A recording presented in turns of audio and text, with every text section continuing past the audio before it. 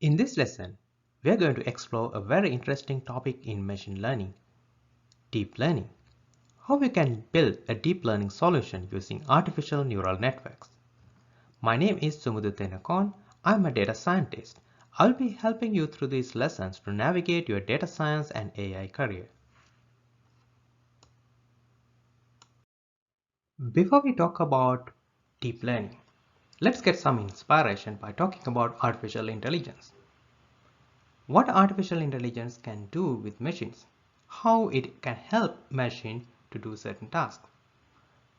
Think you as a human, what you do in your daily life. You see things, you hear things, you speak up, you talk with another human being using human language, you listen to their conversation and you are making some conversations, right? You are exchanging ideas. Same as that, you interact with physical objects. You take something on the table and you can put it back and you can identify objects, right? So there are many things you do in your daily life.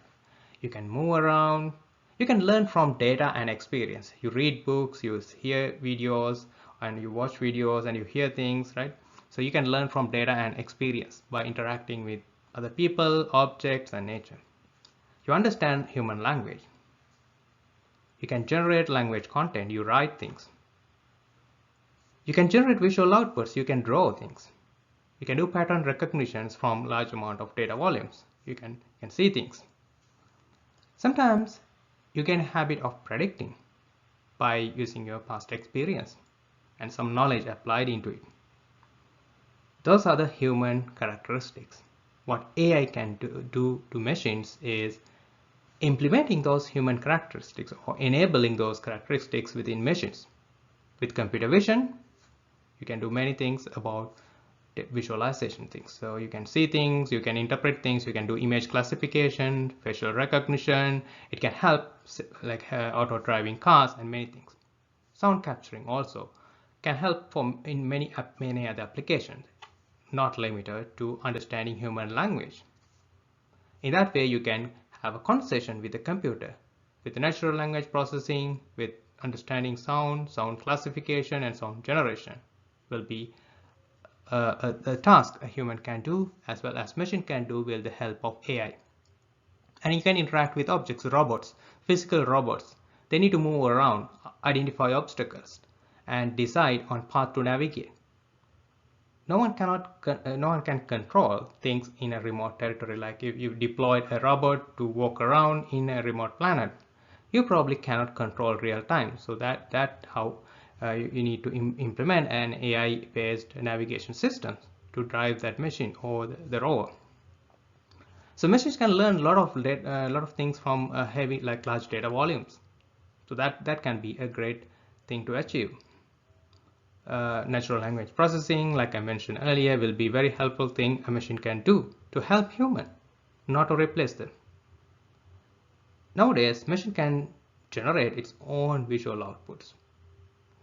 I hope you have seen the machine can generate human images of non-existing humans, and it can also draw art as human does. It can recognize patterns, of course, yes. It can also do another like nice thing. It will be interesting. So it can compose some music content. There are many things. So what is behind of this thing AI doing to machines or AI helping machines? What is the thing behind it? It's basically machine learning. Deep learning will play a huge role in that. Let's try to explore deep learning and how actually deep learning can be implemented in very simple level to help you understand what is deep learning and how you can continue your learning about deep learning.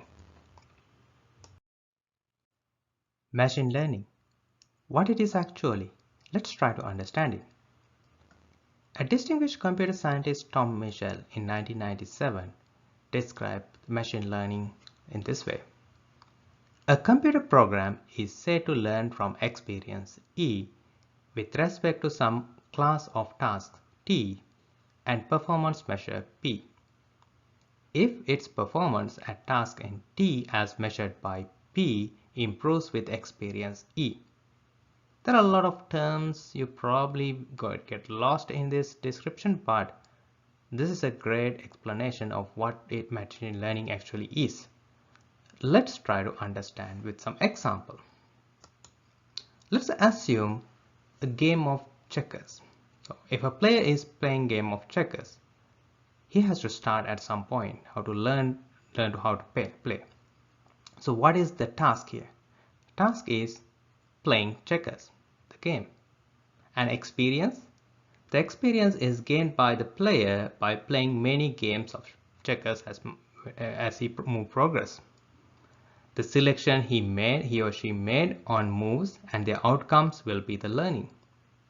What is the performance?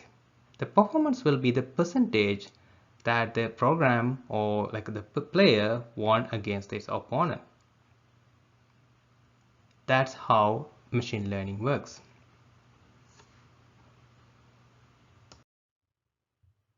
When you are listening to data science content or machine learning, deep learning content, you will hear these words: machine learning, deep learning, AI, data science, deep learning, traditional or classical machine learning, different terms.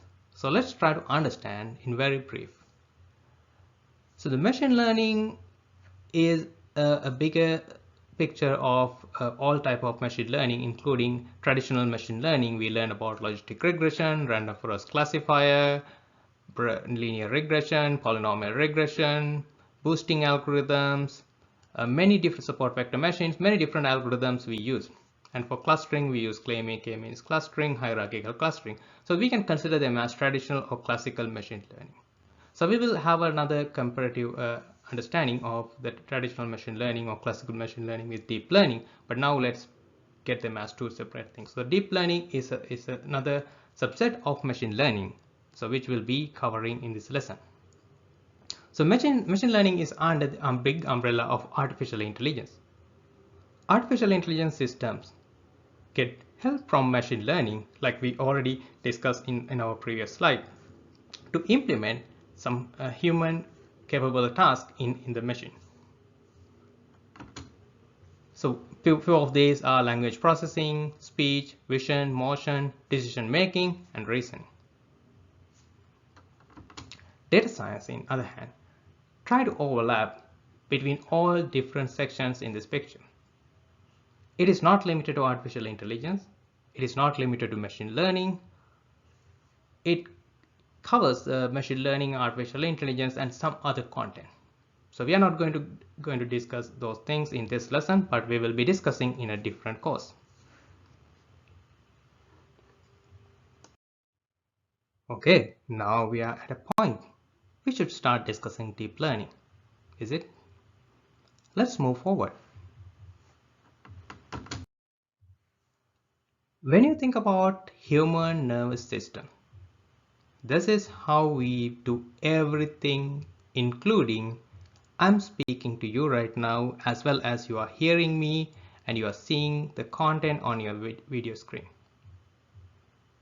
So you use your eyes to see things, you use your ears to hear things, and your brain will process both input signals coming from your sensors, right, ears and eyes. Inside your brain, there will be large, widespread neurons channels. It's a network made of neurons.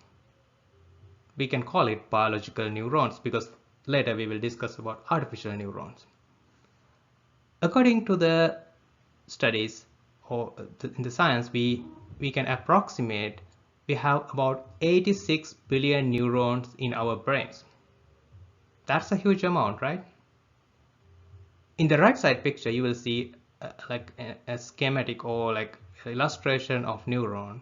It's not actual neuron picture, but it's an illustration. But also left side you can see how neurons are networked within your brain. That's also, I think it's an illustration, not an actual image, but you have to understand. So this is how our brain works. This is how we see things, we hear things, everything we do, our brain activities are supported or facilitated by these neurons.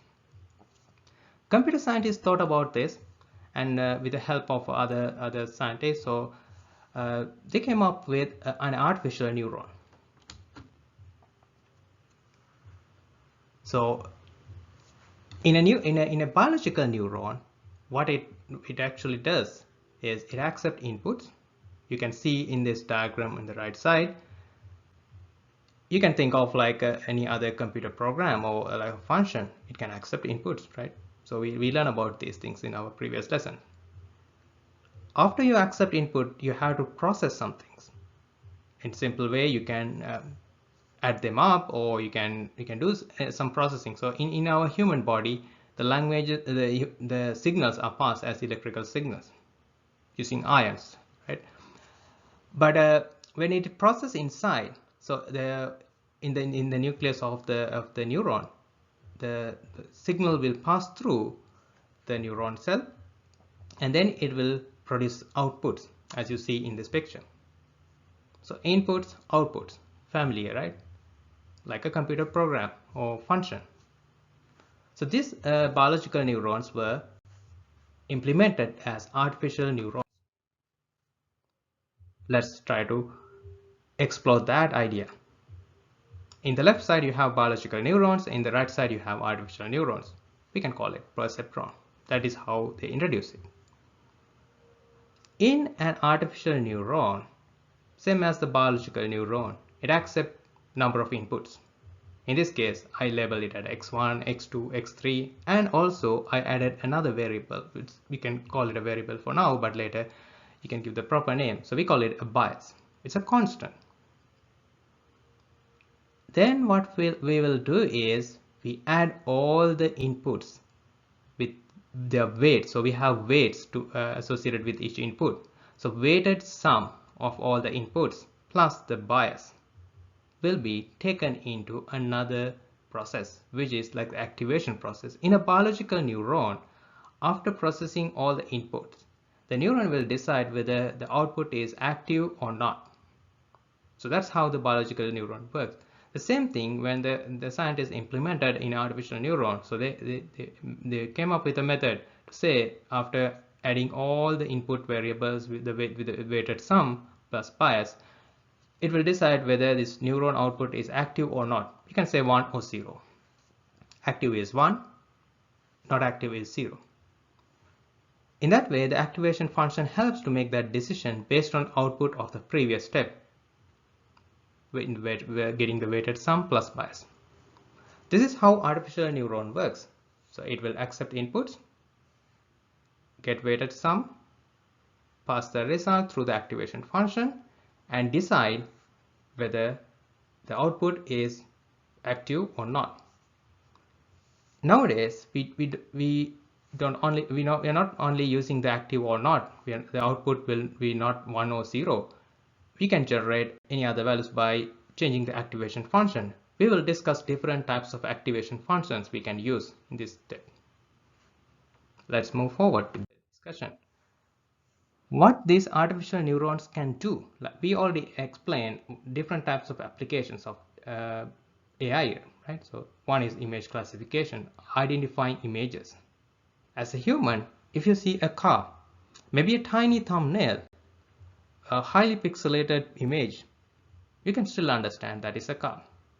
That comes with our human learning, our previous experience, seeing the same object, multiple variations, multiple images, multiple actual physical objects we see as a visual. Using that experience, that the learning, our brain can process what we see in this tiny image, highly pixelated, blurred vision, but we can still identify that as a car. What machine can do? If we train a machine, can do the same thing. Is it possible? Yes, it is possible. If we train, a machine can do a similar job. It can also identify this image as a car. This is what our goal of implementing image classifier later in this lesson. We will do a practical example by implementing a deep learning solution to classify images. We will cover two different examples actually. One is to identify images of real objects. One is to identify written digits from 0 to 9. of handwritten digits. Alright.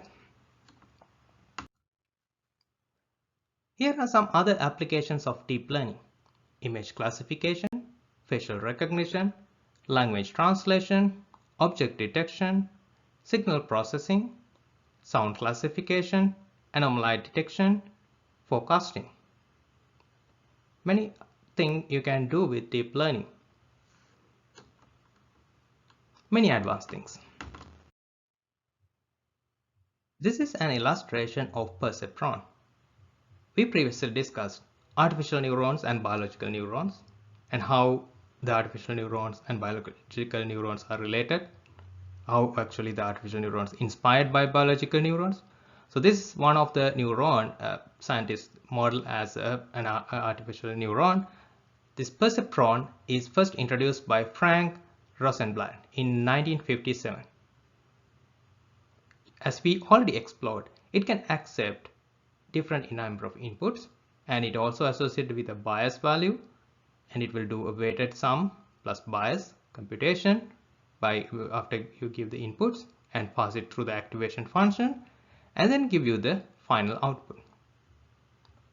So we know these neurons or artificial neurons be employed in neural networks, and that will make deep learning systems. So what is the actual learning or knowledge it carries?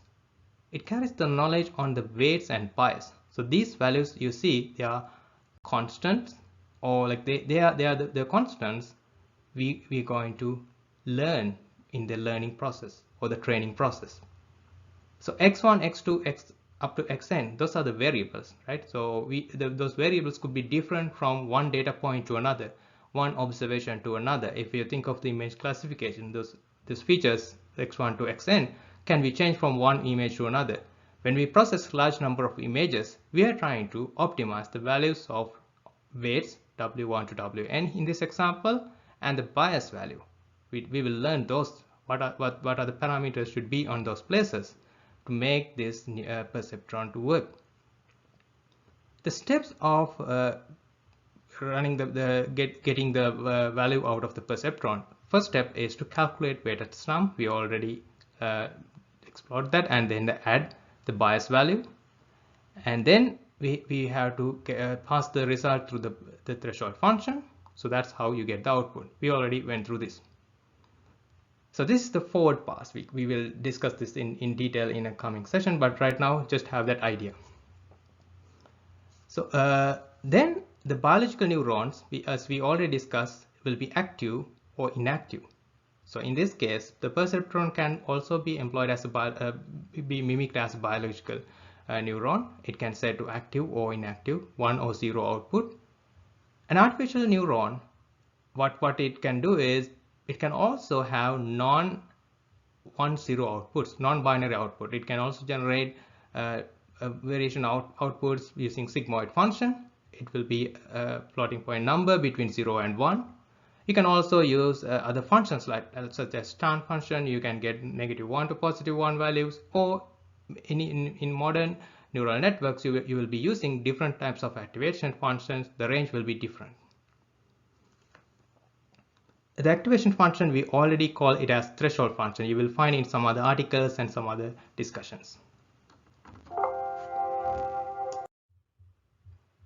Let's try to think a logistic regression as a perceptron. I don't want to discuss about how the perceptron works, because we already discussed that, but let's focus on the activation function in this slide. What activation function you can use, and how you can relate a perceptron to the logistic regression equation you already knew before. You already learned it. You already know what is the logistic regression equation, right? You can see it on the right side if you wanted to make a refresher. But here it will be a little different. In the logistic regression, you are using it with the perceptron. So what you can use? So the activation function will be your logistic regression function. It accepts all the input values, the weighted sum of all the input values, and the bias. In the logistic regression, we have constants for each variable, plus we have the intercept or the constant value. So that will be the b, and you have weights will be coefficients for each variable. So what we can do with it now? We can use a perceptron as a logistic regression model. You can see how it works by going through this slide. Let's put some numbers and try to explore more. Let's think we found the optimum weights are the weight 1 is 0.5, weight 2 is -1, weight 3 is 0.4, weight 4 is 0.8. This perceptron accepts 4 variables, so that's why you have 4 different weights. And we think like the bias should be 1. Whatever the value of sum of all the coefficients plus the coefficients time variable added with the value of 1, which is the bias. So this is what you can see from the green box in this slide. So the sum of the weighted values of the variables will be passed to the activation function, and then you will return a value of 0.77 is the value you should return from a logistic regression function. Okay, so now let's try to understand this with the plot of logistic regression curve in the right side of the slide. The weighted sum is 1.2. That will be represented by the dotted green line. When it crosses the logistic regression curve, you can find out the value you should be written out of this function. That is the predicted value out of this perceptron, or predicted value from the logistic regression problem, and also the output of this perceptron. Let's try to explore different activation functions. I mentioned you can use many different types of activation functions based on your application, based on your data, based on what you need to achieve with your neural network. The most common activation functions are sigmoid, ReLU, or rectified linear units. We will discuss this in detail when we are discussing activation functions, and tan function also being used. So you can see they are within the different ranges of output values. Sigmoid function, we already know that's a logistic regression function. A tan H, the shape will be slightly similar, but the value is varying between -1 to +1. ReLU is a rectified linear unit. The value of the output value of the ReLU function will be like this. If the value provided as input to this activation function is negative value or 0, it will return 0 as the output. If the value is non-negative or positive, it will return the same value. So that's what it makes a linear output for the positives, 0 for the negative values. A leaky ReLU, in other hand, will still do the positive side same as the ReLU function. It will return the same value if the value is positive, but if it is a negative value, it will multiply it by a coefficient. Usually it will be less than 1, and it will return the value by multiplying that small coefficient. There are other functions like max out and exponential linear unit, so which is also use the positive side of the ReLU function. If the value is positive, you will return the same value as a linear relationship. If the value is negative, this time it will not return 0 or not return the value multiplied by the small coefficient. It will return an exponential value of the variable if the value is negative. You can see on the screen it's alpha times exponent -1 if the value is negative. Okay, so here is the typical neural network you should be expecting in the coming discussion. This will help you to understand what is neural network now. So we previously learned about individual neurons. We learned how neuron can process input, how the activation function is being used to process the output. In this slide, you will see how a neural network is built based on number of different neurons arranged into different layers. A neural network has a concept called layers. In this slide, you will see input layer, output layer, and in between you have the hidden layer. Each layer has number of neurons. For example, input layer has two neurons which accept two variables, x1 and x2. I label them as neurons as I1 and I2, and hidden layer I labeled as A1 through A5, and output layer I labeled as B. In some situations, and in the actual examples, you will see input layer has not only two number of variables. If you think of an image with 786 or like large number of pixels in that image, so you will have that amount of neurons in the input layer. If you expect more than one different like classes in a classification problem, or you expect more than one output in this network, you will have multiple neurons in the output layer. In the hidden layer also, you can have multiple number of neurons, much more than what you have here. Here you have only 5. In a typical application, you will see 64, 128 in one hidden layer, maybe more. In actual application, you probably can expect more than one hidden layer. So that makes your network much complex to draw. So therefore, I'm sticking with one hidden layer. When you have more hidden layers, so now it comes the explanation of why the deep word is there.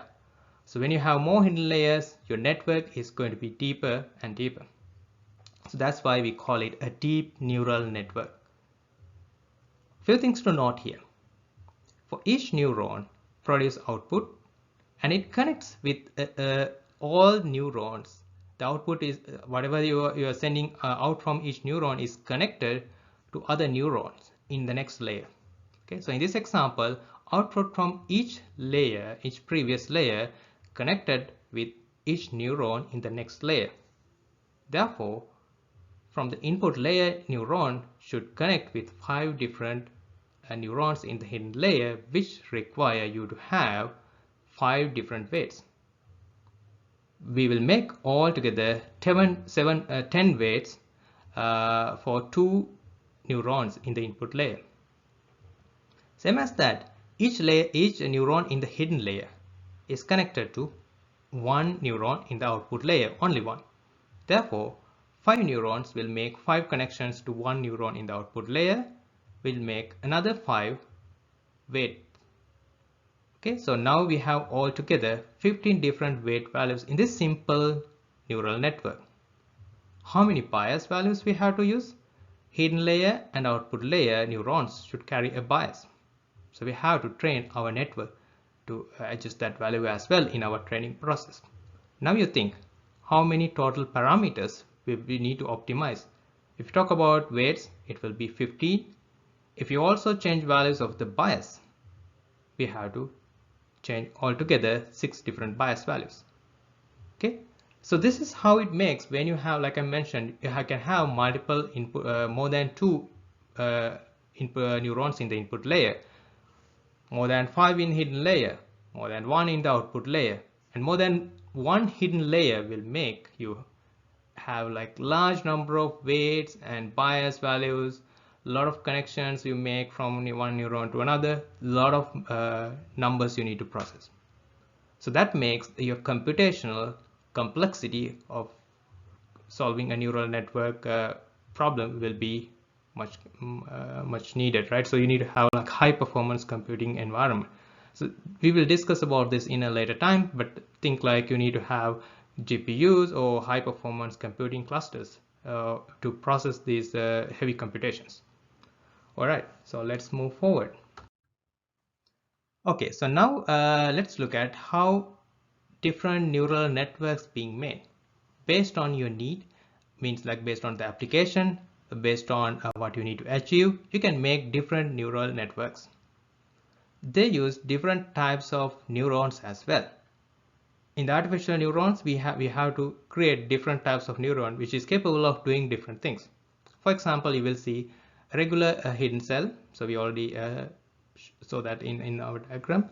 And you have input cells, you have output cells which specialize to do certain tasks, right?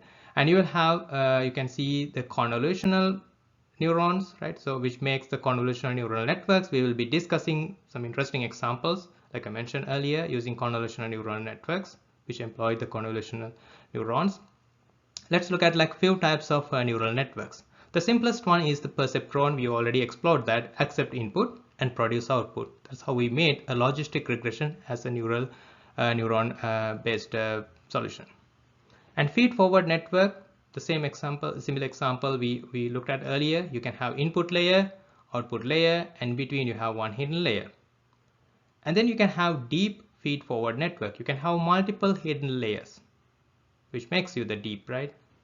And then a recurrent neural network will be used in the language processing, signal processing, like time series data related task. You can use a recurrent neural network.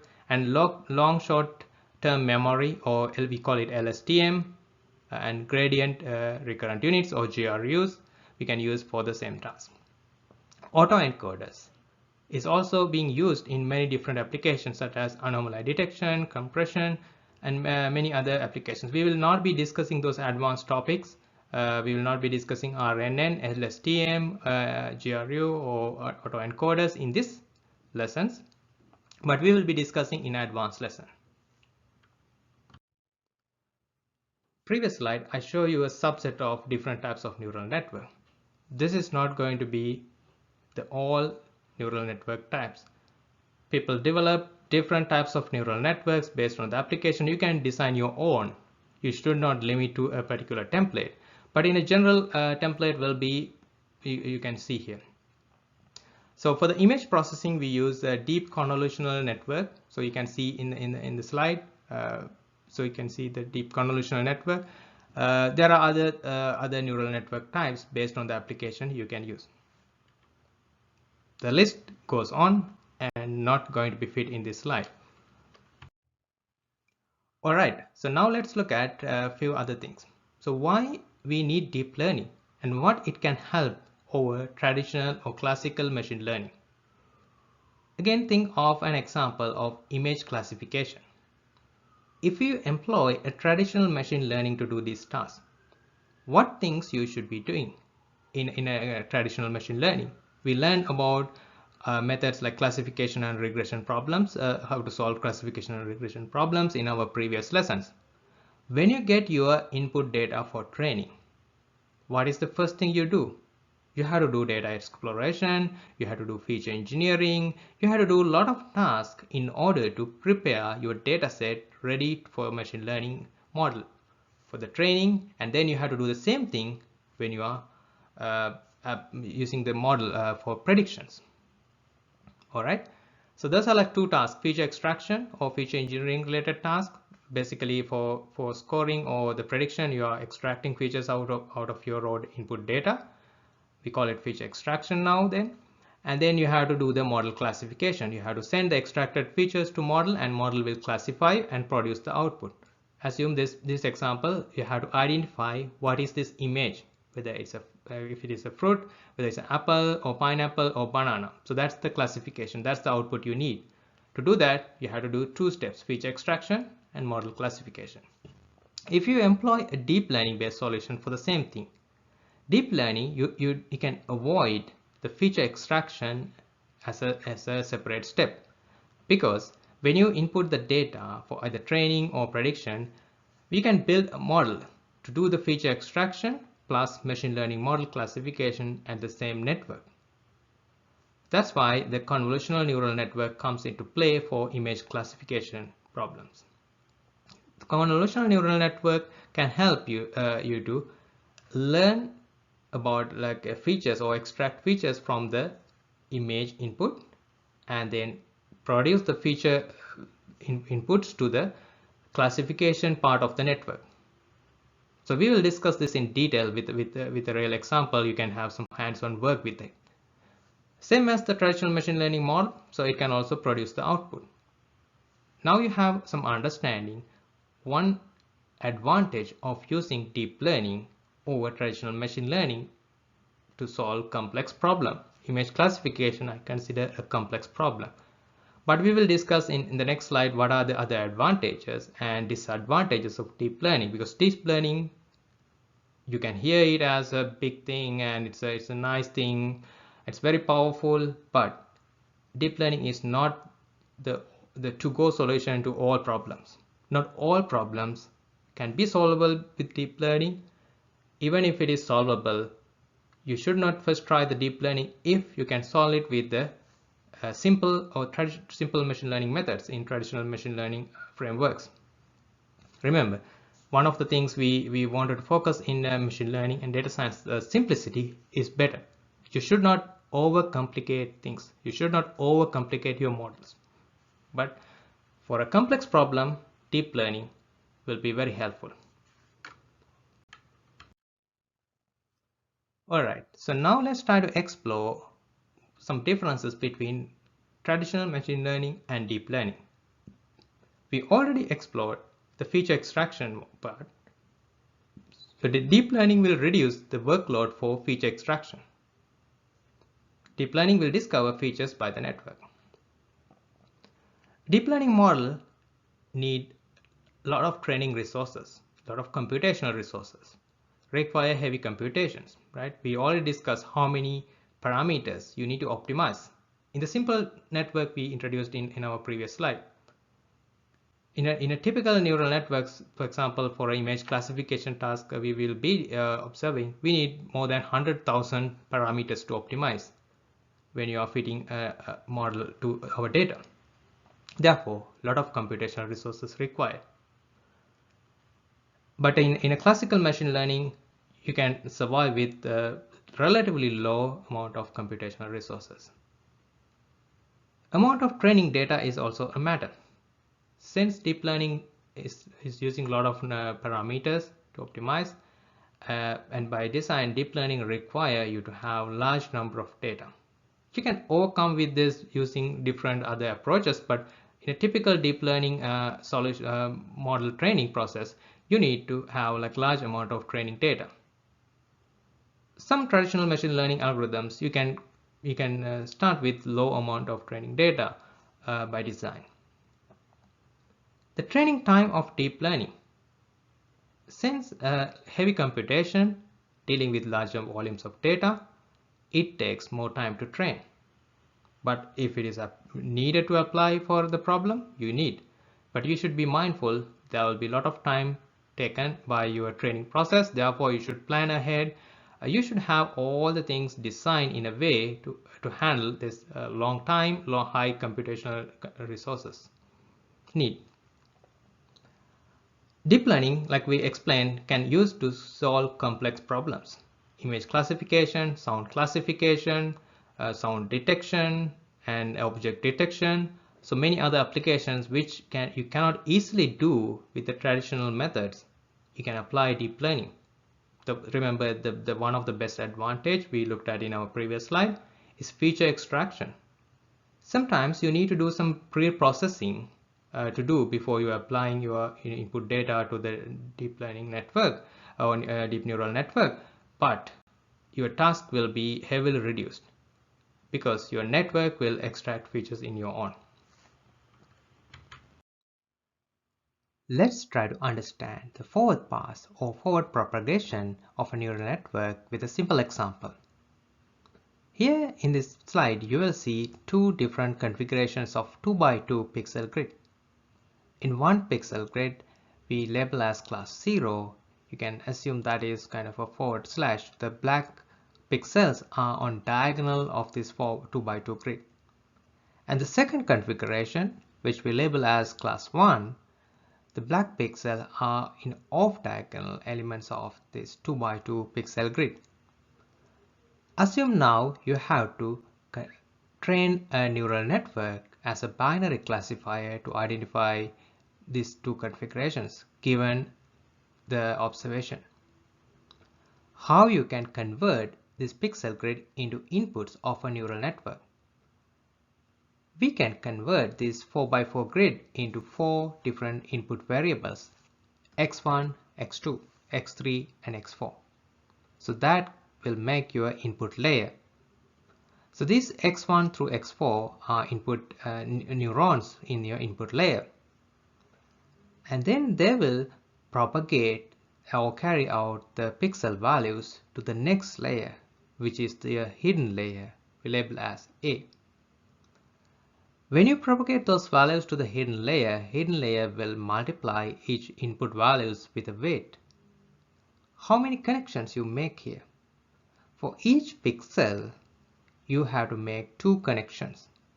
4 pixels, 2 connections each.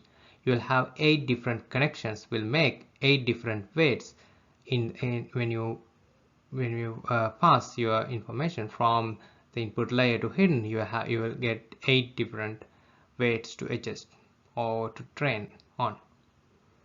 And you will have 2 bias values for 2 neurons in the hidden layer. So now after we get our neurons in hidden layer, got their values and pass it through the activation function and produce the output. How many neurons in the next layer? The next layer is the output layer. We have only 1 neuron. We mark it as B. How many connections we make? From the hidden layer to output layer, only 2 connections. Therefore, only 2 parameters or 2 coefficients or 2 weights will be given here. And how many bias values associated with this neuron is 1. In this layer is 1. So we have altogether 8 different parameters to train and 3 bias values. This is how the forward pass will work in the neural network. To the computation, we have to get the matrix forms of this weight and biases, which will make the computation much easier. The weight matrix for layer A you can put together as what you have in the slide. The weight matrix in the weight matrix, the column in this weight matrix represent 2 neurons in the layer A, and each row will represent input values or input neurons in the previous layer. W11 in the weight matrix indicate the connection between the X1 and the A1 neuron. W12 represent the connection between X1 and A2 neuron in the hidden layer. W21 represent the second neuron and the first neuron in the layer A or the hidden layer. W22 will be the second neuron or X2 with the A2. Like that, you can now put together the configuration in the weight matrix. To make it simple, I will label them as W1 through W8. The bias values can also be included in the weight matrix, but we will make it distinguished, so we will make another vector with bias values. So in this bias value for the hidden layer, you will have 2 elements, B1 and B2. Let's look at layer B. Weight matrix for layer B consists of only 2 weight values. You can consider that as a vector with 2 elements. So weight matrix for B will consist of W11 and W21. W11 is the connection between A1 and B. W21 is the weight for the connection between A2 and B. For simplicity, we will make it like W9 and W10. We have only one bias value because we have only one neuron in the output layer. That value we will name as B3. Let's try to understand how the computation is made through layer A. We previously identified the weight matrix for layer A and bias for layer A. We have 2 different neurons. So let's focus on the computation. Let's assume ZA1 and ZA2 are the intermediate outputs before activation function for each neuron in layer A. We have 2 neurons, keep that in mind. We have 4 different inputs. When you multiply the vector of input values with the weight matrix, and then you add the bias values as the vector, you will get a vector with two elements. Each vector will consist of intermediate output values for two neurons respectively. You know matrix multiplication from our previous lessons, or you have learned this in your previous education.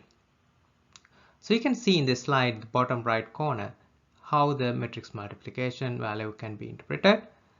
So we have CA1 and CA2, and then we have to pass those values through the activation function for each neuron. We will be using sigmoid as the activation function. Just take it as an example. When you pass CA1 and CA2 through sigmoid or activation function, which is sigmoid here, you will get the YA1 and YA2, which are the values output from the neurons in layer A or hidden layer. Those values then will be passed to layer B or output layer as input value for the neuron labeled as B. So let's focus on neuron A1, which is the top neuron in the hidden layer. Let's talk a little bit about the computation is made with a simple calculation. I will add some numbers to the weights and the bias value, and let's see how the computation is made through. In the forward pass, we will compute the output given input. Think for the first time you are doing the forward pass without any weight adjustment. You have to assign weight values randomly or some constant values, both weights and biases. So when it computes the output for the first time, you can compare the output value with the ground truth or the non-Y value or the actual value provided. Assume this is a supervised learning. So the difference between the ground truth or the actual Y value with the predicted value will be the error for this forward pass. What is our goal in this training? Our goal is to minimize the difference between your actual with the predicted value. So ideally, we should have the predicted value same as the actual value, but most of the case that's not the way we will get. But our goal is to minimize it. So for that, we will be using a loss function to quantify that error between the difference between your predicted and actual values. So until we get a minimum error value, so we can keep adjusting those weights. So we can, after one forward pass, we can go backward, right? So we can go backward by adjusting weights or updating weights. What is the goal? To reduce the loss. What is the goal for the forward pass? Is to make a prediction. What is the goal for the back propagation? Is to update weight, having the goal of reducing the loss or the minimizing the error between predicted and actual. The loss function you have to provide to the network. There are different types of loss functions we will discuss when we are working on the problem, the hands-on exercise. We will discuss the different types of loss functions. When it reaches to the desired minimum, the error loss function or the error value, you can stop training your network. Then you can finalize your weight and keep those weights for future predictions. This is how a neural network typically works. We observed at a very simple neural network with three layers, and we have only 4 input neurons or 4 input values with two in neurons in the second layer and 1 neuron in the output layer. Think like if the problem is much complex, you have more neurons in each layer and you have more hidden layers, you will be dealing with a very large network. So in simple network, we are dealing with 10 different weight values. So your updating weights will be not a simple task, it's still a complex task. You are dealing with 10 dimension space if you wanted to work with these 10 different weight values. Okay, so in this slide you can also see how the matrix computation is made from the metric notation. We already discussed in the previous slide, but if you wanted to put all of these things together in the light blue box in the top right corner of this slide, you will find the matrix computation equation, and then the output layer B, the error value, you will get the error value is EP, is the difference between the predicted value and the actual value with a gradient of the predicted value of the B before activation function, not the predicted value, the value you get for before the activation function for layer B. I'm not going to discuss mathematical details about how the error being computed in this introductory lesson. We will be discussing in a detailed lesson when we are discussing some advanced concept about mathematics behind this neural network computation. Until then, we can understand how the process works in very high level.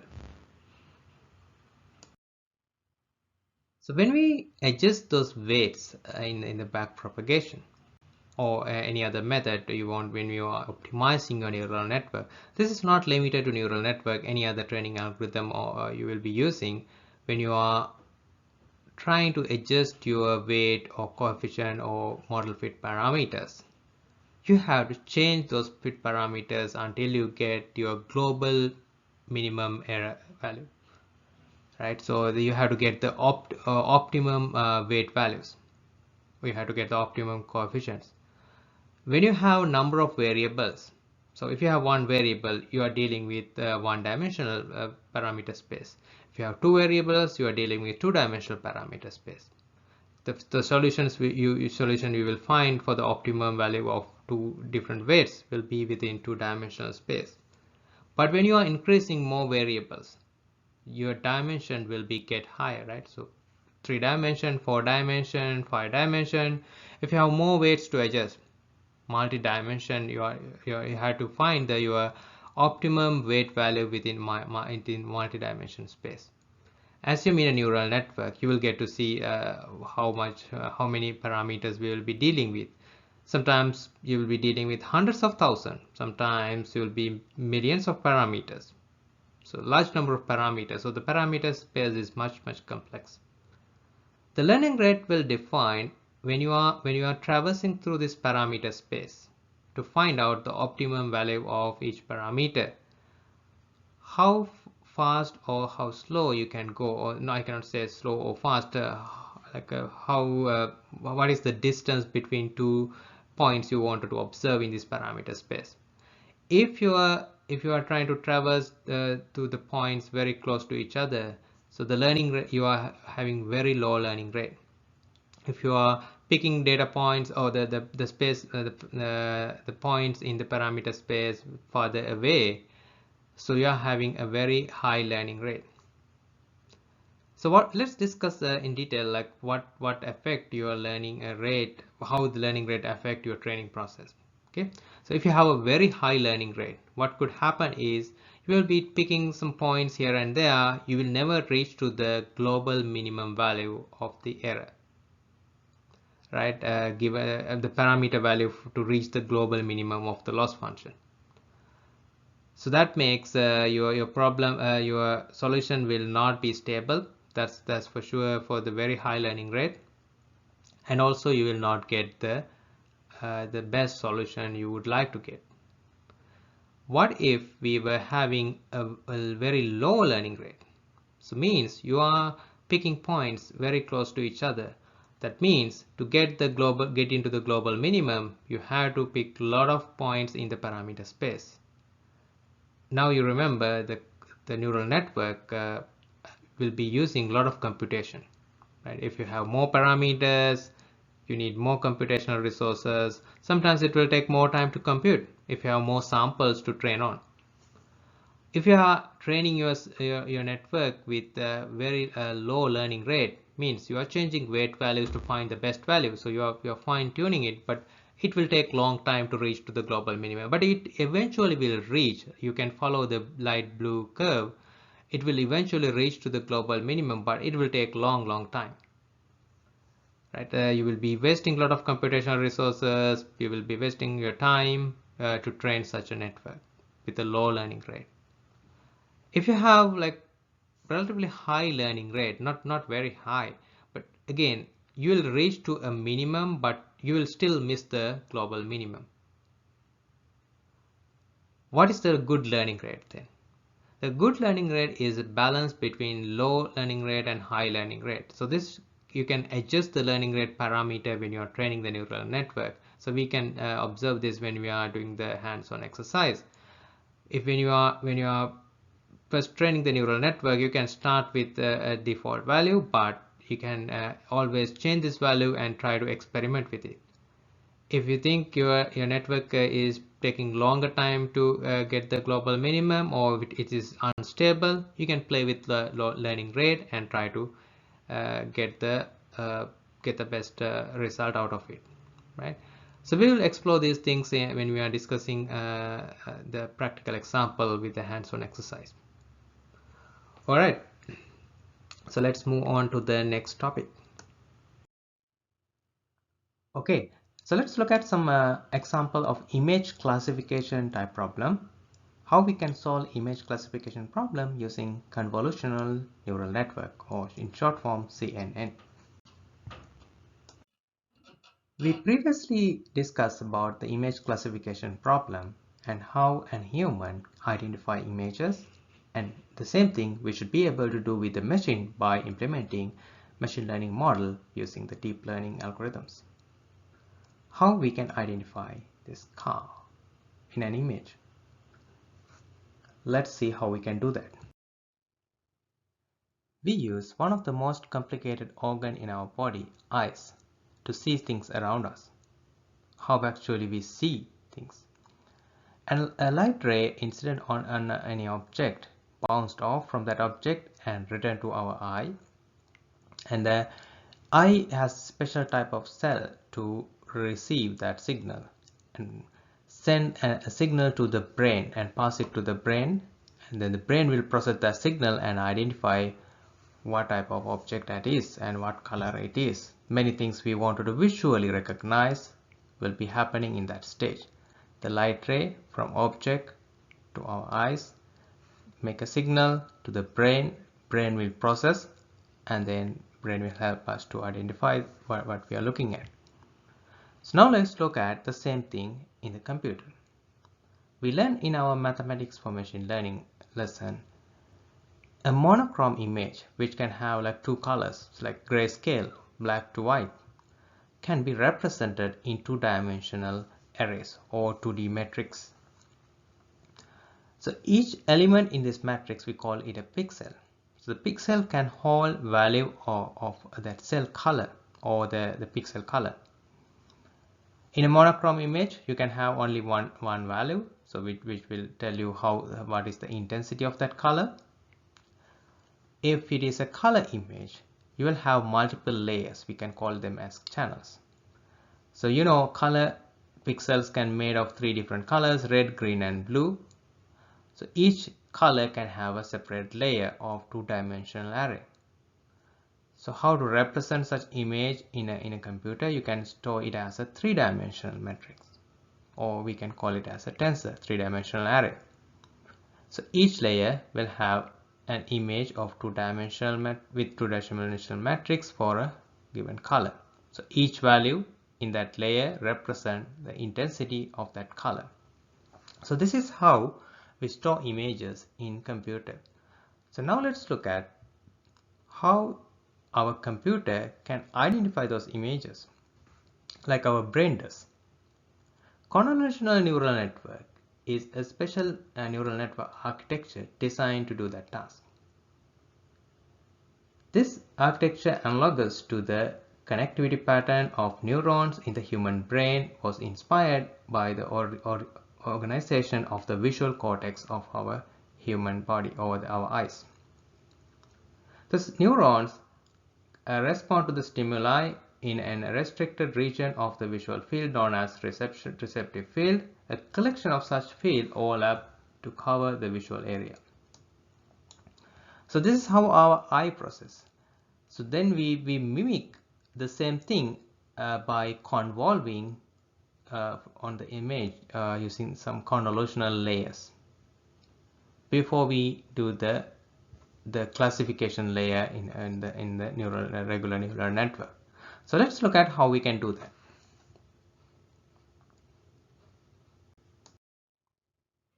First, the image is loaded into computer and do all the pre-processing and ready for the machine learning model use. The first step of the convolutional neural network is to extract features. We learn in deep learning, we don't want to extract features separately, so that your neural network can do that task for you. You don't need to do a separate thing from your own, like you do for the traditional classical machine learning algorithms. So this feature extraction happen using convolutional and pooling layers. So we will get to know what are they actually. In very high level, what that does is it will process your image. Main thing it will happen is it will shrink your image or reduce number of pixels, and also apply certain filters will make you create different versions of your image. So why it is going to help in this process is it will help us to extract certain features under different filter. As you see in this image, this is like made up image. It's not an actual convolved images. I just added some variation by hand from the graphic formatting, but you will have different features extracted in the convolutional process. It also reduced your pixel size, so image will be smaller when you feed into the neural network for the classification task. So the second step is the classification. It will use a regular neural network architecture. You can use the deep learning architecture using for deep feed forward network. So when you combine your convolutional part and this deep feed forward network, you will have a convolutional neural network. So this neural network can help you to predict label of an image if you train that neural network with a supervised approach. So let's see how we can do that. This will be a very useful tool in image classification type application. So let's look at a little bit detail on each layer in this neural network architecture. This is a very simple implementation. In actual convolutional neural network architectures could have like multiple layers than what you have on this slide. When we read from the left to right, as the feed forward network or the data is passed through the neural network, first layer is input layer, which accepts an image, and each pixel of that image will be an input neuron. So that's how we input images to the network.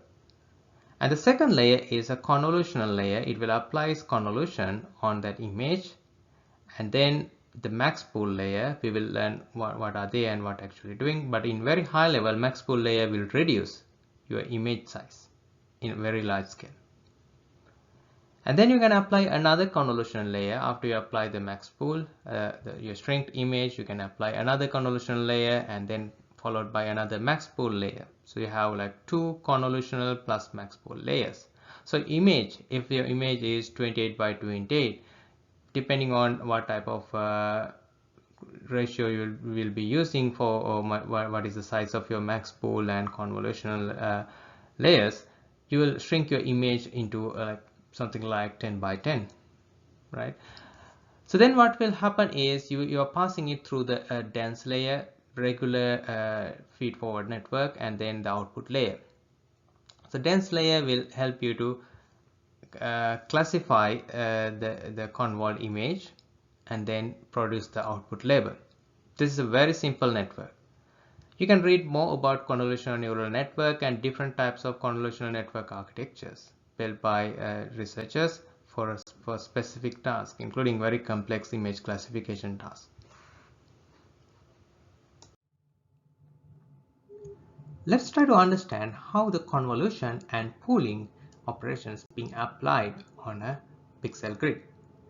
In this example, we have an input image with size 6 by 6. We have altogether 36 different pixels in this image. Each pixel will contain its color. This is a monochrome image. You can have value between 0 and 1. So 1 represents a different color and 0 represents another color. You can understand how the pixel color being assigned like that. For the convolutional, we use 3x3 kernel. You can see in the orange color highlighted in the top of this image is the kernel. Kernel has some numeric values in the 3x3 grid.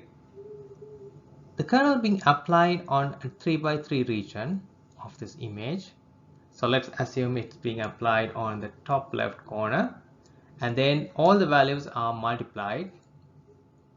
All the pixel values in the image multiplied by the corresponding kernel value, and the total value, the all multiplied values will be added together, and the resultant value will move forward. So that will be a pixel value or the cell value for the next layer. So you will see the highlighted in orange in the middle part of this image, the convolved image will be there. So now we have one portion of the image is convolved. So we will move our kernel throughout the image with stride 1. Means it will, at a time, it will move 1 pixel to left or to down.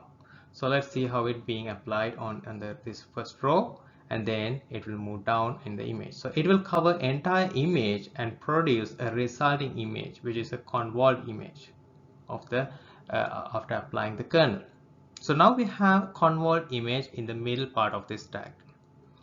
So the convolved image can further be reduced. The size of the image can be further reduced. So right now, after applying 2D convolutional 3x3, 6x6 grid become 4x4 grid. Now we can apply pooling.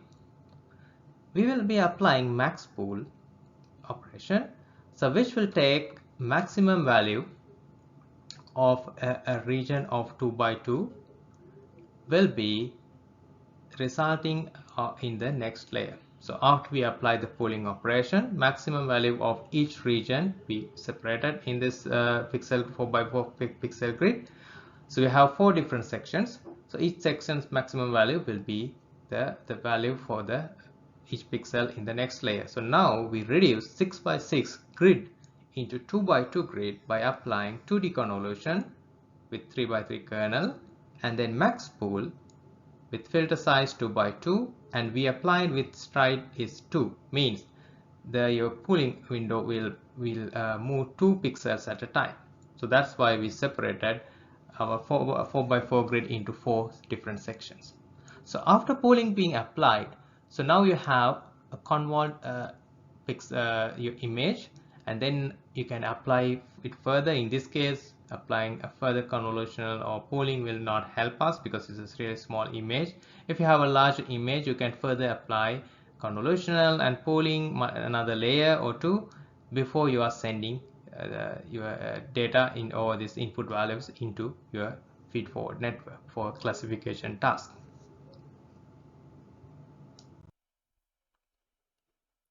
Okay, so let's look at our hands-on exercise for deep learning models. In this notebook, we will be using the dataset called MNIST dataset. So we will, I will go down in the notebook and show you then how the dataset looks like. So you can read more about MNIST dataset from this Wikipedia link. The dataset looks like this. You have scan images of handwritten digits. Individual, each image will have 1 digit, and those are from different people, different handwritten characters, and you also have labels of each image. So as a human, you can see this and you can identify which digit it is. So through this exercise, what we are trying to do is we are trying to train a convolutional neural network model. And first we will do a deep feed-forward neural network, simple feed-forward neural network model to identify these digits, to train a machine to identify these digits, and then we will apply the convolutional neural network method to do the same thing, and we can compare the result. Okay, so let's move on. Before we begin this neural network based modeling in a Colab environment, we need to enable the GPU computing resource. So for this notebook, I already enabled it. So to enable for you have to go to let me open that, go to runtime, and then go to change runtime type, and then switch the hardware accelerator to GPU. If you don't use hardware accelerator, by default it will have none. If you don't have a GPU in your computer, local computer, I highly encourage you to use Google Colab or GPU enabled computer to save some time while you are fitting the model. We learned in our lesson the neural network based models require a lot of computational resources. So therefore, having a GPU will always be helpful to build very complex models. Alright, so let's go to our data exploration task. In this case, we are not going to explore data like we did in our traditional or classical machine learning algorithms. We did data exploration in those exercises. This dataset, the MNIST dataset, I'm going to load from the built-in dataset from TensorFlow library. So for the neural network model building also, I'm going to use the TensorFlow Python library. To give like a little bit of overview, we can discuss this in detail in a separate session, but the TensorFlow is a library originated from Google teams. So they created this TensorFlow library for deep learning related work. So we have a Python library also created. TensorFlow support many different programming languages. You have the Python version as well. So we are using Python library named TensorFlow. We import that as TF. We give alias TF. Other libraries you're already familiar with: NumPy, Pandas, Matplotlib, and Cpon. So you know what each library are and why we are using them, right? Okay, so we are going to first load the dataset from the TensorFlow built-in datasets. So that dataset is loaded under Keras library. So the Keras is a separate library, but now TensorFlow has its own version of Keras embedded into the TensorFlow library. You can use it even if you don't have it installed separately. When you install TensorFlow, it will come as with Keras library. Okay, so this is how you can load the MNIST dataset. So you have to say tf.keras datasets MNIST, and then you have to call the function load data. It will load 4 different data variables. So as two tuples. The first tuple will contain your X train as a NumPy array and Y train as a NumPy array, and the second tuple will contain another 2 arrays, so X test and Y test. By now you know what do we mean by X train, Y train, X test, Y test, but for your understanding I will tell it again. The train stands for the training dataset and test stands for the testing dataset. X train is your features, Y train is your target variable or Y variable or ground truth. So that's how your model is learned based on. So you have X test and Y test as well.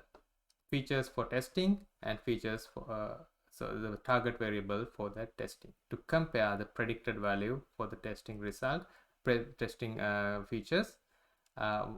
Compare with the Y test, then you will get to know how good your model is. Okay, so that part we already covered in model evaluation and multiple times when we are discussing different problems in this course. So now let's do like very few data exploratory tasks.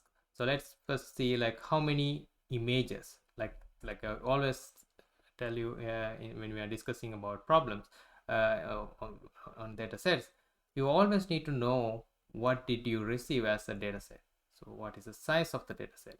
What are the columns? If it is a tabular data set, how many columns are there? What are those columns? What are their data types, right? So for the image, you have to do a little bit of exploration like that. So if you're receiving images as, you know, collection of files in a folder or maybe in a zip folder, different ways you can receive images. So in this case, we directly downloaded from built-in Keras built-in dataset into NumPy arrays, but we wanted to know how many images are there in testing and training datasets. Okay, so let's look at that by calling the shape function in NumPy arrays. Okay, sorry, first I need to load the libraries and then load the dataset. So it's very quick, load in a very short time. and then we can execute the xtest.shape, and xtrain.shape will give you the size of the image.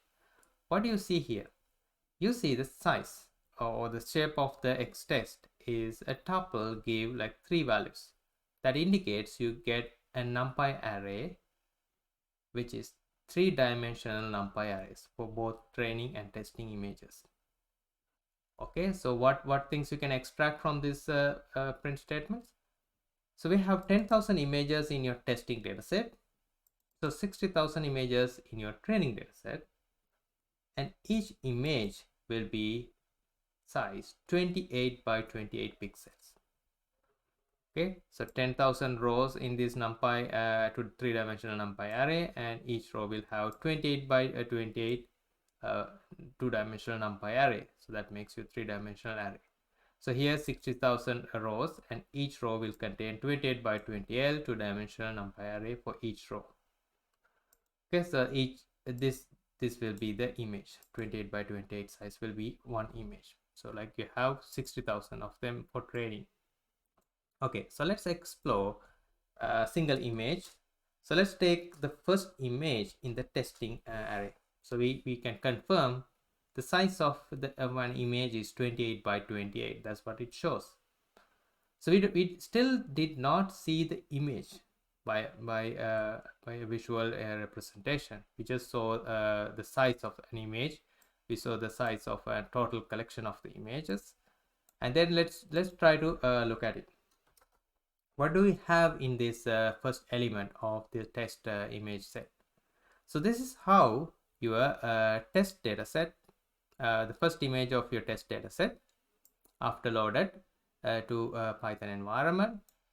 Since this is a NumPy array, so you will have a NumPy array with storing different values. So the first row, this the first row of pixels, all values are 0. Second row, like that. So each row will have like within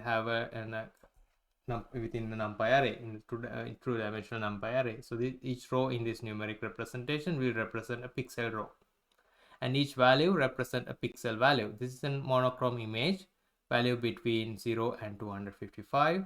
You can think 255 is black, and 255 is white, and 0 is black. Okay, so you have this numeric representation. Now we can visualize the image using matplotlib pyplot.im show function. So it can accept two-dimensional dataset, and it can generate you the visual output of the image. So here I'm going to send the first image of the test dataset, test 0 index, and then I'm going to visualize it. It will plot, and then I also plot the color bar. The color bar indicate the pixel value as a color bar indicator. So the pixel value represented by the color, like I said earlier, the color value is between 0 and 255. If you wanted to represent it in a color scale, you can also showcase the color bar, and also your image will be represented by the color scale for each pixel. You see different colors, but those colors are in between like 0 and 255. If we say grayscale, it will be either white or black, or in between gray value. Okay, so we have the number 7 displayed in this image set using the matplotlib im show function. All right, so now we have to normalize image dataset. In an image dataset like this, you really don't need to normalize, but I would do this anyway, because you have all the images, value is always between 0 and 255. Without normalizing, that should be fine. But for demonstration purpose, and to make sure what you are doing is consistent, you can normalize. We know the normalize or the scaling is important for regression type problems, and it's also important for the neural network problems as well.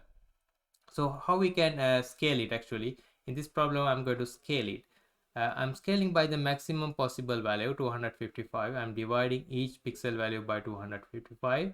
So now think, what should be the resulting numbers for each pixel. So each value in the pixel grid should take a value between 0 and 1. Okay, so that's what we are doing here. So now let's try to print it again, like the visualize it again. So now you see the color bar is changed from 0 to 255. Now the color bar is 0 to 1, and your pixel appearance of the pixel did not change because we just scaled it. We did not do any other transformation.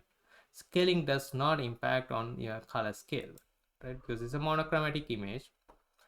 And then what we can do is we can apply we can look at the image labels, right? So image labels contain your y variable. So image label will tell you whether this image is 5, 6, 7, what is this number represented by this image, right? Someone did this handwriting and someone read and then label it for you.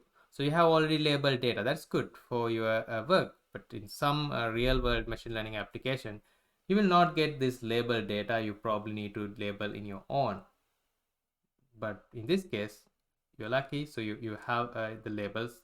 So we have the y train as a numpy array is ready to use. So let's look at how many unique values. Now think, what do you expect? How many unique values should be? As it's obvious, you should expect digits from 0 to 9. You should have all the digits between 0 to 9 to make a complete set of digits. So you have it. So we have all the digits from 0 to 9, 10 digits. So we can verify that how many unique values is 10. Okay, so we can use the np.unique function. And then we can verify how many items in the testing and training dataset. So we have 10,000 for testing as we expected. We have 10,000 images for testing and each has a label, and 60,000 in the training dataset. We have label for each. Okay, so now we explored. We just did some exploratory work for the images and the labels. Okay, so now let's go ahead and create a feed forward model. So you now know what is feed forward model, feed forward neural network model. So what we have is input layer, and then the hidden layer and an output layer. So here I'm using TensorFlow library. So to construct a model or the neural network model, we have to create a sequential model. So there are different ways of creating a TensorFlow model, but this is one I like because it's you can read the model very easily, and also it's intuitive way. But there are other ways of defining a model as well.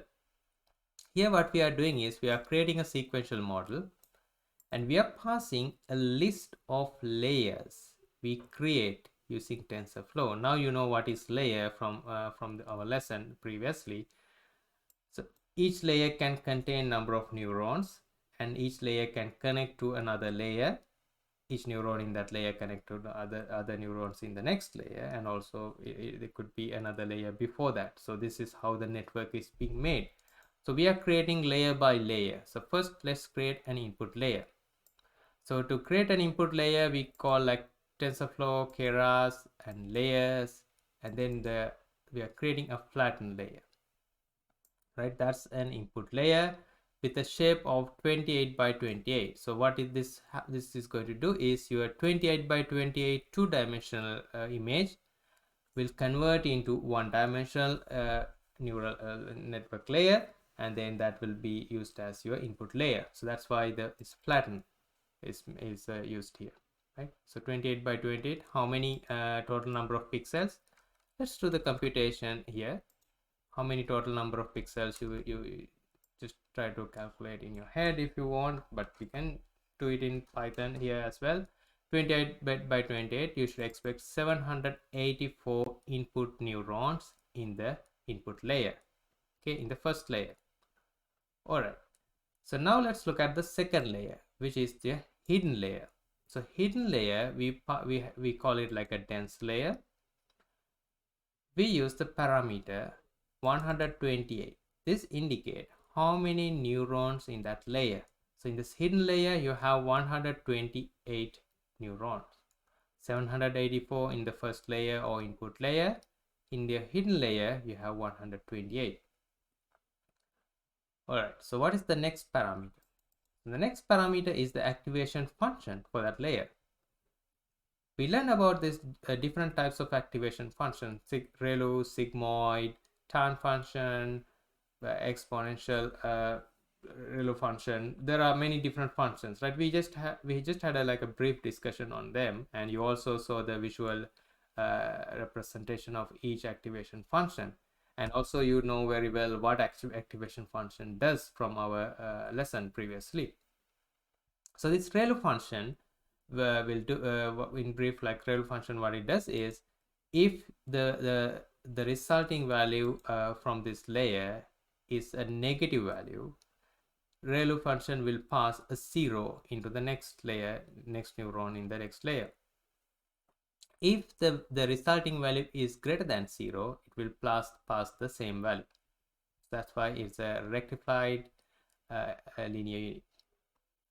Okay, so we have the hidden layer created. Now we need to create an output layer. So now think, you have a problem of multi-class classification problem, right? So you have 10 digits, you have samples from 10 different classes for each 41 digit, and then you have to predict one out of these 10 classes. So now you have a multi-class classification problem. So you have to create the network capable of predicting one out of these 10 classes. So therefore your output layer can have 10 different neurons. Each neuron will tell you whether the prediction belongs to this class or not. So let's create this network.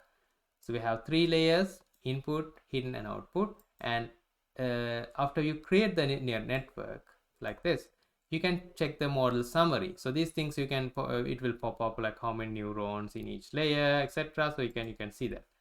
So the model object you created here, so that will be the model object we will be using in the future in this notebook. And then that model object, you can call the function named summary. It will print out the summary. Let's execute and see what we will get. So we just define the model. We are not going to train here. We are just defining the model. We are setting it up, setting the architecture. So you can see the summary now.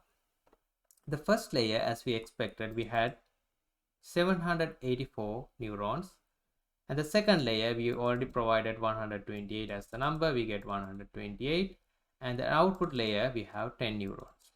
Okay, so we have this much neurons in this network. You can add them together. Now let's look at some other interesting thing in this summary: number of parameters. So what do you think about this? This number of parameters are the number of weights you need to optimize or you need to update during the training process. For the hidden layer only, you have about more than 100,000 parameters. Assume like you have 784 to 128 all are connected to each other. It will make 100,480 parameters you need to optimize. So you have weights and bias values as well for each neuron. And in the dense layer, from the hidden layer to dense layer, so you have only 1,290 parameters, but you still have roughly 100,000, more than 100,000 parameters in this problem.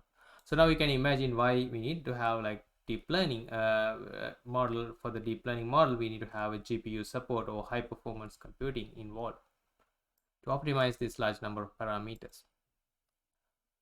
All right, so let's go to the next step. So we now define the model, we check the model summary, we identified how the model summary can, what things model summary can give you, and how we can verify whether we are doing what we wanted to do, right? So one other advice is building this neural network. So you have to make sure you design your neural network correct and you don't have any mistakes made here. You don't need to redo these definitions after running through the training cycle, because the training require, like I said, a lot of computational resources. If you are running in a cloud, you need to spend money. If you're running in local, you still need to spend time.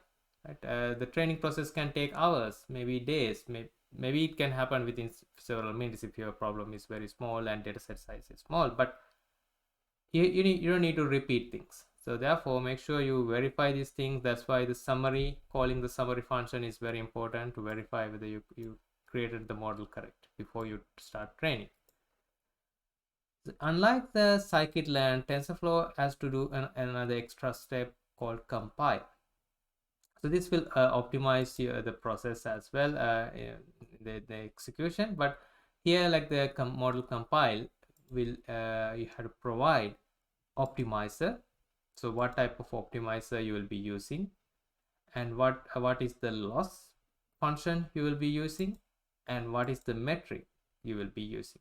So here, as the optimizer, I'm using the Adam optimizer. The parameter for this optimizer, I'm using the learning rate is 0.001. You can see think like it's a small value, but let's see and how it can give us. So we learned about the learning rate as well in the lesson. So now we can relate to this workflow, and this is where you can apply the learning rate for the network, actually for the training. And then loss function, we are using sparse categorical cost entropy. So you can use cost entropy as categorical cost entropy as well. And we will be saying okay, get the values from logics. You can set the parameter as true. And then as the metric, I'm using sparse categorical accuracy. So you can use accuracy, precision, F1 score. We will discuss again about the available accuracy metrics in the TensorFlow. So you can choose whatever you wanted to choose. But for this demonstration purpose, I'm using sparse categorical accuracy as the metric. So now you get the optimizer, loss function, and metrics. Let's compile it. So once you compile the model, the model is ready to train. We are calling the fit model function or the fit function for the training. Same as the scikit-learn, this is very similar function.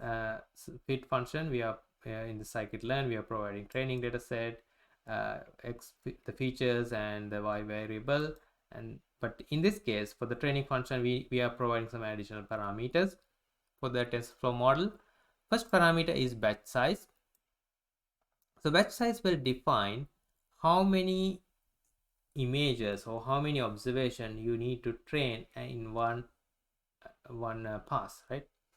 So so you have large number of images, you can take large number of batch size, but this is again like a number you can play with.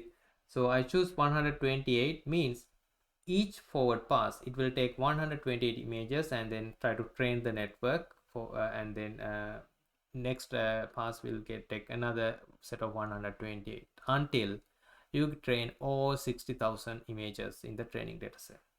Okay, so epoch is when you're completing all 60,000 samples in your training data set. So when your neural network train on one iteration or for all 60,000, that will consider as an epoch. You can run multiple epochs to train the network. So in this example, we are running 10 epochs. So your 60,000 data set will pass through 10 times in the network, and each time the network is getting optimized, your weight values is being adjusted, and you will get improvement from epoch number 1 to 10. We will see that in action very soon. To see that, we set the verbose is to 1. So that's nothing significant for the model training, but just to give you the output, intermediate output while it's training, you can set it to 1.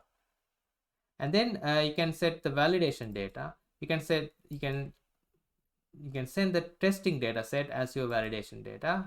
You can send it as a tuple, x test and y test. So this will validate while during the training against your model being trained. You're validating against the testing data set and give you the testing accuracy and also the validation accuracy, because we choose the accuracy as the sparse categorical accuracy as the metric. And also you can get the training loss and testing loss as well, because you provided both training and testing or the validation data sets. Okay, so now we are ready to fit the model. Let's execute it. It will take like few seconds. maybe a minute. Let's wait and see. If you have a GPU, this will be much faster. If you don't have GPU loaded in your environment, it will take maybe several minutes to complete the training. Okay, so fortunately we have the GPU in this Colab environment, so therefore the training will be much faster. All right, congratulations. Now you train your first neural network model, feed forward neural network model for the image classification problem. If you're doing with me, that's a congratulations. But if you are doing it later, try to do this. Make sure you run this notebook by yourself, not just watching the video. Okay. All right. So so we have, okay, let's observe the output here. So you see that each epoch will have an output line. So after each epoch, it will compute the loss.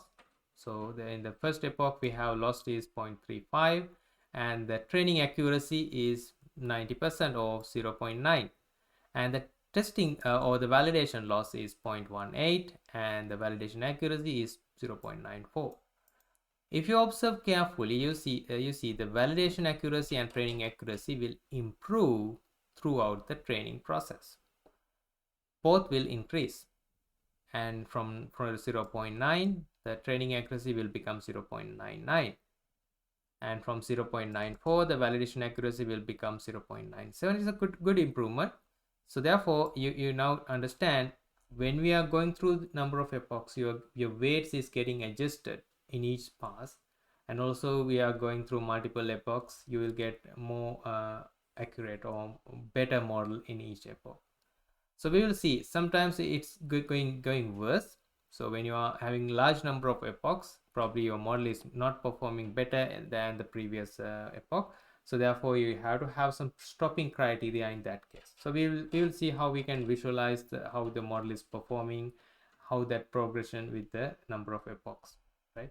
So then if you found out, okay, after epoch number 10, epoch number 11 is not better than epoch number 10, you probably need to roll back. Probably you don't need to go further.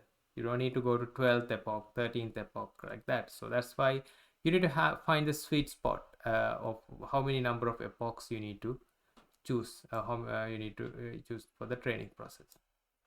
All right. So then we can visualize and we can observe that history in terms of a data frame object. So you can get the history object like we already had in the print output. Because we enable the verbose mode, but the output will also be stored in this history. When you train the model, we are taking that output into a variable named hist. So that contains many details about the training. So the hist.history will have a dictionary of items. So let's see actually what it contains before we convert into a data frame. So I will get a new code cell and I will show you what it contains. It contains multiple arrays, so will be a loss for each epoch, the accuracy training loss for each epoch, training accuracy for each epoch, and that validation loss and validation accuracy. So that contains a dictionary. So you can easily convert this dictionary into a data frame by passing into the pandas pd.dataframe constructor.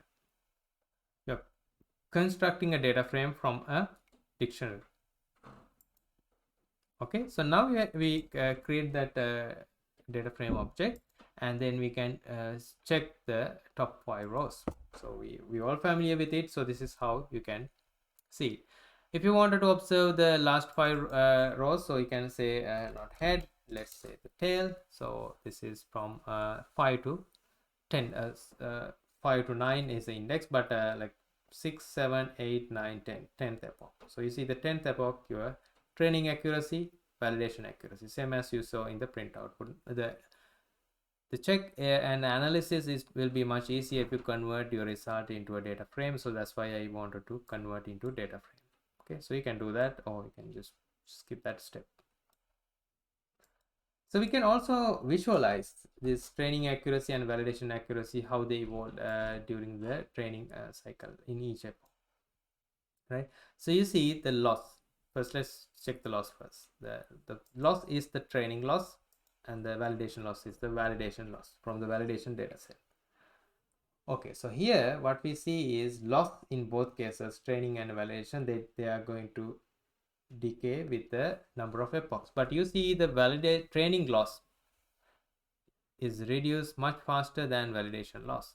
So looks like this model is having some bias on your training data set, but it's doing like a better job. Like the training and validation loss is going very close to each other.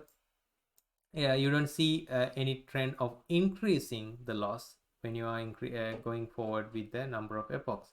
You can play with the same training process by increasing epochs to maybe 20, 30 epochs. So it will take some time to train, but you can observe the pattern whether the loss is getting decayed further or it's going to be increased at some point. So those are some experiments I highly encourage you to do, because that's how you can learn things. Okay?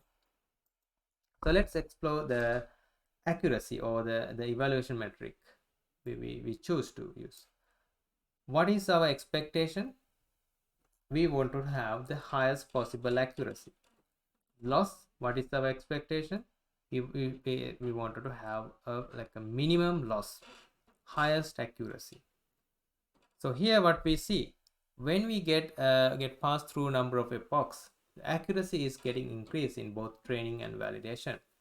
And again also here also we can see the training accuracy is increasing in a much faster rate, and the validation accuracy is in a slower rate. Okay, so we have like some sign of bias on the training data set, but we still see the accuracy also not getting reduced, or it keeps increasing with number of epochs. We could try like a number of epochs to set to 15 or 20 and see how it get improved. At some point it will get saturated. So if the validation loss and the training loss, also the validation accuracy and training accuracy, if you see they are getting saturated with number of epochs, means like no longer having improvement by running it for more number of epochs, then you should think of like you should not train it further, right? So you can decide this here after doing one cycle. If you are training the model again, you probably need to stop at that point after it gets saturated. For example, you run for 50 epochs, but you saw after 20th epoch no improvement is going to happen in terms of accuracy or loss. You can, in the next iteration, you can decide whether stop at 20 or 25. So there are ways we can automate this process. We can let the algorithm decide when to stop.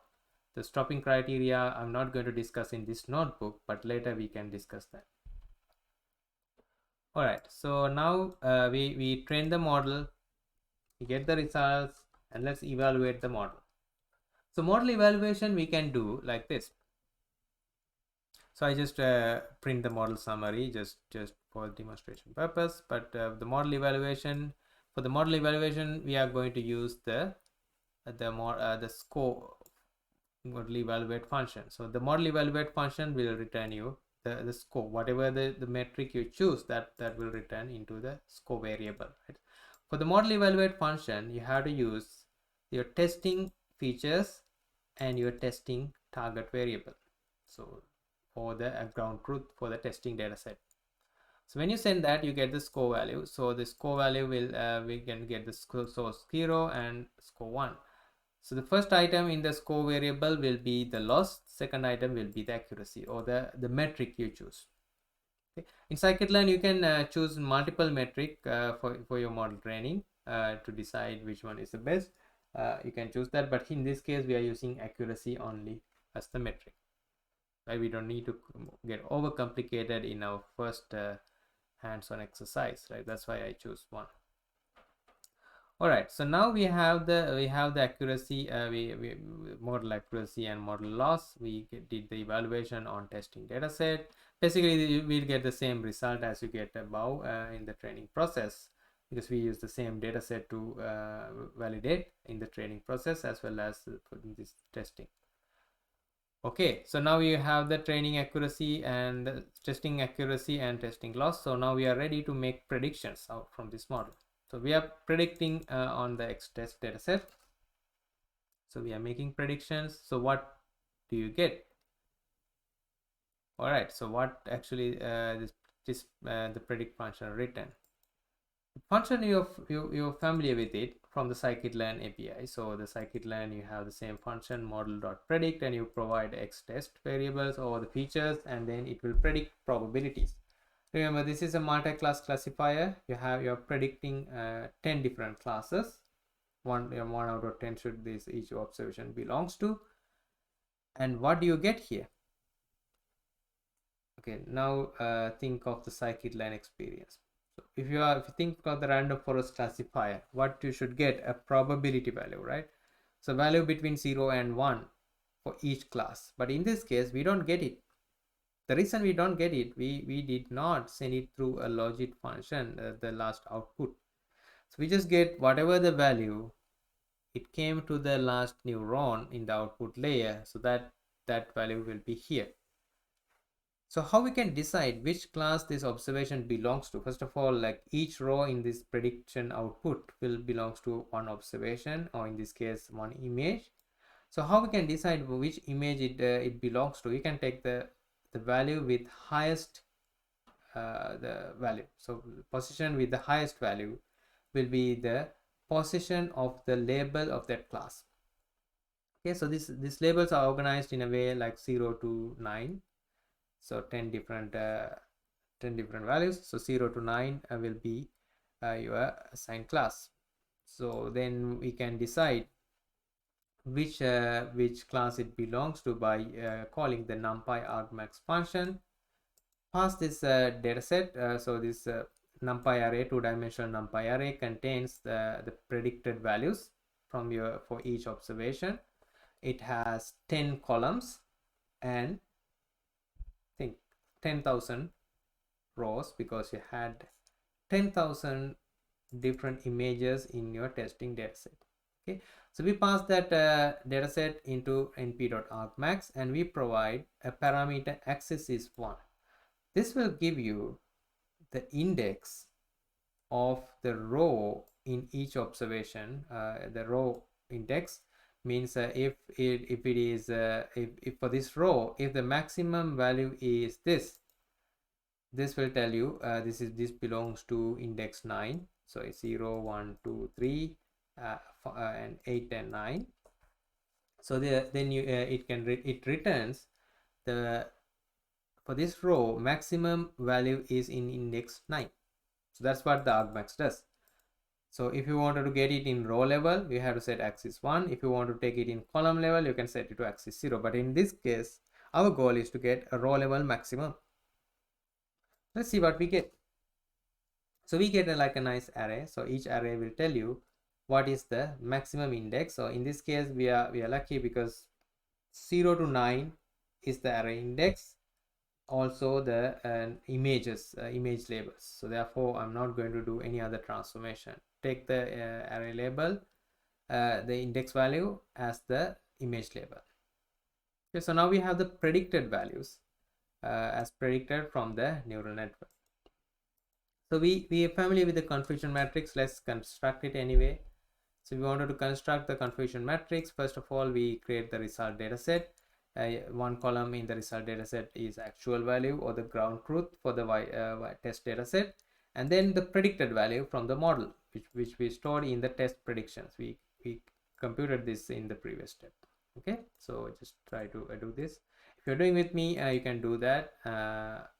If not, you can first watch the video and try it out in your own. If you get a question, you can come back to the video and review. Okay, so let's create a confusion matrix from the result table. So this is multi-class confusion matrix. So you see like a lot of numbers and here and there, but you now have a better understanding of confusion matrix. We went through multiple times discussing multiple problems with multiple different data sets, as well as we discussed extensively in the model evaluation lesson. So what confusion metrics tell you here? So these diagonal elements are the correct predictions for each class, and off diagonal elements are incorrect predictions.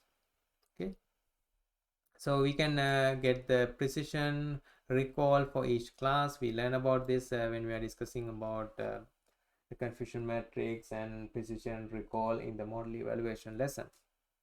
So let's try to visualize in Seaborn this confusion matrix.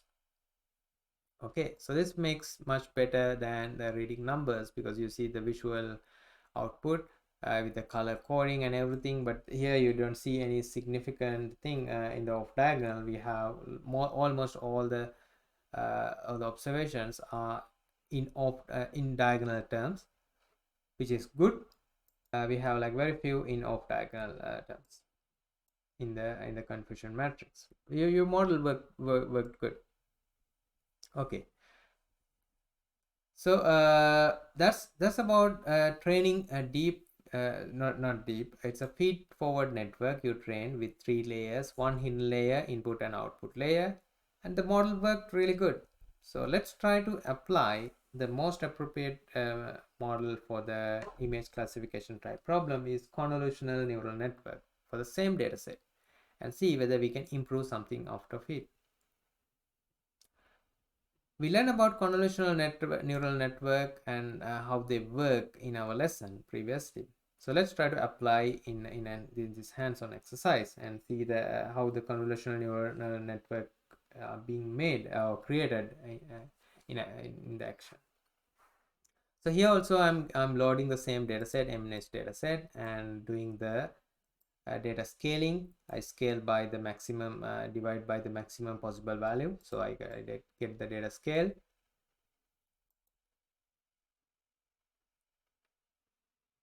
So then I use the pyplot.imshow to visualize the image, right? And then same thing with color bar and everything. I don't need to go through that. So I load the data set. I just try to visualize it after scaling, right? So scaling is happened, visualization is good. So when data set is loaded, now I wanted to transform this image data set to single channel. Okay, so it already being in a single channel, we know that, but to feed into convolutional neural network, so we should add like a dummy channel to it. So thinking like, okay, so this is in a channel 1, so channel is one layer. You think if you have RGB 3 different colors in a color image, you have 3 different channels. So in this case, in a monochrome image, you have only one channel. We have to reshape your input data set in a way we can artificially add the channel information. Okay, to do that we can call the numpy array dot reshape function, and then you have to say how many. You have to keep the first 3 dimensions are the same, and you are artificially adding a 4th dimension. So that's what you are doing here by adding 1 here. You can say 28 by 28, that's the same as we had before, and the number of records or number of images are like 10,000 and 60,000. In this case train is 60,000, and you can keep the same value, right? And then you are now converting your 3-dimension data set to 4-dimension, artificially adding information about a layer, right? Okay, so now let's verify what are the shapes for testing and training. Earlier we had 10,028 by 28, so we artificially created a layer. So saying explicitly, we are telling the network, okay, this is a monochrome image with single layer. How many images? 10,000 for the testing, and each image will be 28 by 28. Okay, so this is what we have for the training data set. We can also apply one-hot encoding for the y variable. If you need, you can do that. This network required because we are training to predict 1 out of 10 using different neurons. So previously we used pandas one-hot encoding function. Scikit-learn also has as a pre-processing function. I think we explored that when we are discussing scikit-learn. So here the TensorFlow has its own function to do one-hot encoding. So you know by now what is one-hot encoding. If not, go to the lesson about data processing or the feature engineering, how we do the encoding of one-hot. And we discuss about multiple type of encoding we can do and review the lesson for one-hot encoding. Alright, so we did one-hot encoding using Keras TensorFlow Keras function, utils to categorical, and you have to send your NumPy array, and it will do the one-hot encoding for you. So then we do the Y-train. So this is one-hot encoded variable, if you need to do that. And then let's see the shape. Okay, so now you are 10,000 by 1. So it was like that, if you remember above.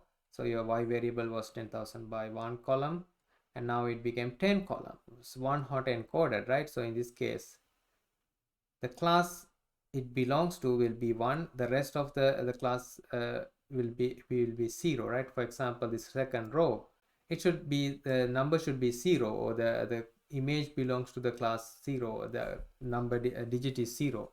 That's why you have 1 for the 0th position, and the rest will be this 0. The value is 0 for the rest of the positions. Okay, so that's one-hot encoding. Please review if you don't remember what I'm talking about, one-hot encoding. Alright, so now let's construct a convolutional neural network model in TensorFlow. By the same way we did above, we first create a sequential model, and then while we are creating the sequential model, we pass a list of layers we create. So each of these are like layers. You can see it's separated by comma. You create a layer, and you create a layer, you create a layer, like that. Okay. All right, few things to note. First, input shape. So input shape, 28 by 28 pixel size, one layer. So that's what we are telling the network. Number of classes is 10. For the first layer, we are using input layer, the special layer to accept input. So that input layer will accept your image, and that image will be 28 by 28 by 1. So you have basically a 2D NumPy array, 3D NumPy array with one dimension. I have only one value. So you accept that input as it is. So you're not going to convert into one-dimensional array when you are inputting, like we did above. So you are accepting as it is. And then the second layer is the convolution layer. We learned about how the convolutional being happened by applying kernel on the image pixels, right? So if not, go to that location in this video, and you can review that lesson. And here the activation function, I'm using the relu activation function here as well for the convolution.